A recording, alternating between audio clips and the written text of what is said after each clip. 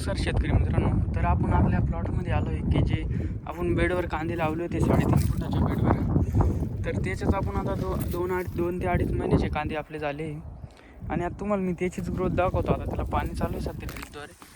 बघा, ड्रिपद्वारे पाणी चालू आहे, त्याचीच ग्रोथ बघा. हे बघा, दांड्याची साईज कशी अशी झाली आणि कांदा पण खाली गोल बनायला सुरुवात झाला आहे. तर असं काही आपला कांदा आहे. आणि आपण याला 8 दिवस झाले तेव्हाच 24-24-0 खत सोडलं आहे. आणि आता हे शेवटचं खत होतं. त्याच्या आधी आपण 20-20-0-13 आणि 19-19 सोडलं होतं. आणि त्याच्यातच ह्युमिक ॲसिड पण घेतलं होतं आपण. तर आपला असा प्लॉट आहे एकदम हिरवागार. आणि काही ठिकाणी कांद्याची मानतं एकदम भयान झाली आहे. हे बघा. तर ते आपण जे दोनदा खत सोडलं होतं ते आपण ड्रिपद्वारे सोडलं होतं. ड्रिपद्वारे सोडल्याचा फायदा म्हणजे सर्वीकडं खत जातं.